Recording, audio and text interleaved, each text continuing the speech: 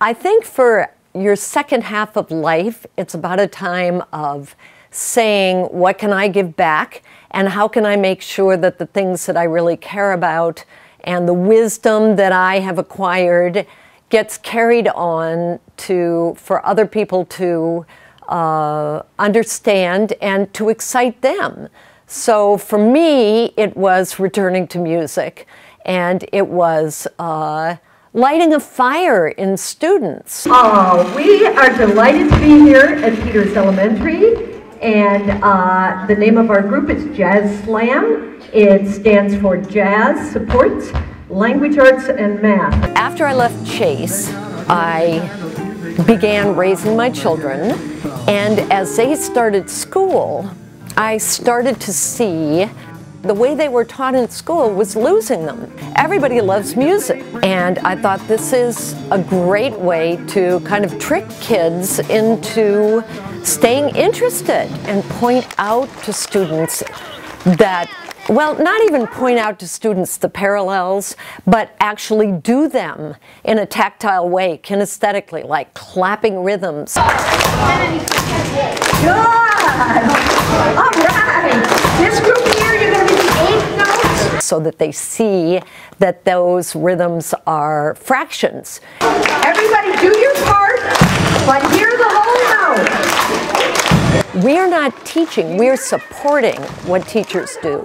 We're not teaching new concepts, but we may be like the little pull on the light bulb where a kid who stopped listening and stopped caring because they got a lot of problems at home, whatever, goes, oh, that's interesting to me. The music thing is interesting to me. It's like, I feel like I'm a magician. When we come into a room and they hear the music, it's like they go to a whole other place. And I think that's one thing I love about doing Jazz Slam. When they walk in, they think they're just coming like to some sort of a presentation or whatever. And then they get in there and they go, oh, wow, this is going to be fun. I got most interested in jazz because of the rhythms.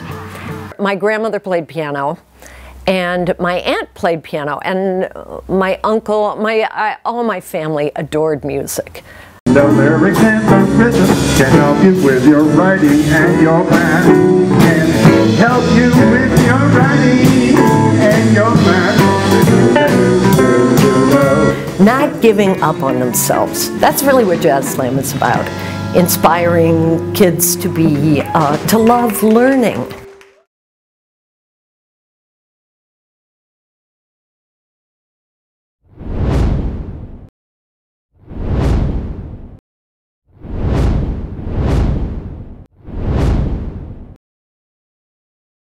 I won't retire in the traditional sense because I'd be bored out of my gourd. People have to be challenged before they can do something.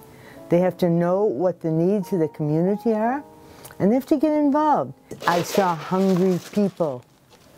The first thing you have to do is feed hungry people. Second thing you have to do is listen to them. The amount of people that are hungry and have no resources grows every day. Nobody's taking care of these people. So I said, well, we better do something about that. So I found this warehouse, building, what have you, dragged Penny over here. Food is only a small part of it. See all the food, isn't that nice? We're really pleased that we get so much food. And people give it to us. But we don't simply give away food during the holidays. We also give away toys. So we cater to the elderly, especially the elderly raising their grandchildren. The grandparents simply cannot afford all these things. Last year we let the kids come in. This year we didn't. This year it was just grandparents. And they picked out the toys that were appropriate for their grandchildren, and we had someone there wrapping them. So it's all wrapped up, and they took them away and presented them to their grandchildren on Christmas Eve. It's real lovely what they done for me. I got gifts for my grandkids and a turkey. They really help a lot of people. Unto whom much is given, much will be required. This is my family motto. And I was given a lot, And so it was time for me to pay back. I grew up on the west side of Chicago.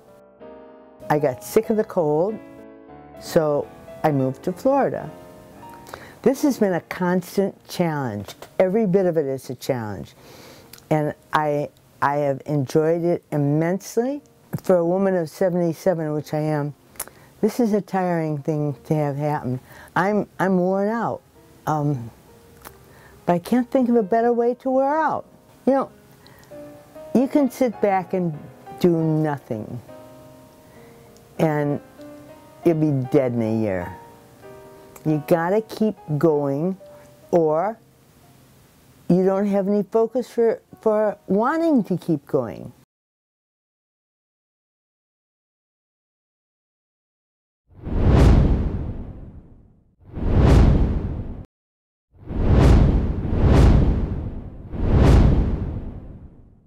Well, I do have a comfortable retirement, and this is something that is just within me. My life has always been in consumer economics and in trying to help people help themselves. And this was a natural phenomenon for me to go ahead and to become a member of Tuesday's Angels. I was the third president. I became president in the year 2000, and I survived over 8 years, which is longer than any president of our country is allowed to serve. And I feel completely fulfilled by the work that I did during that time. What was so fulfilling is that I've had certain benefits and scholarships to go to college and so forth, and I realized a lot of people were not privileged like I was. And I realized, particularly here in South Florida, that a lot of people were becoming sick, and I thought there must be something we can do to help them. And basically the organization has funded a lot of, well, during my the period that I was involved with Tuesday's Angels, helped raise about $2 million to help these people financially with their bills. How you doing, Peter? We started having our dinners to raise funds for Tuesday's Angels, where a group of people would come and have dinner, and they would donate checks to Tuesday's Angels. They started on a Tuesday, and we have continued to have our dinners, which is our primary fundraising. We have 7 dinners a year. We ask for a minimum donation of $25, and we get a great deal at Primavera Restaurant for $20. We get like a 3 or 4 course dinner. Children's Diagnostic and Treatment Center is one of our great organizations in town, and they help send their clients to us for help. And for the last 12 years now, we've been sending anywhere between 40 and 60 children with HIV and AIDS to summer camp in Texas. In addition to horseback riding, swimming, and all the fun things that kids do, there's a lot of other things that happen while they are there. These are special children, and they have special needs. Camp Hope has been a good experience.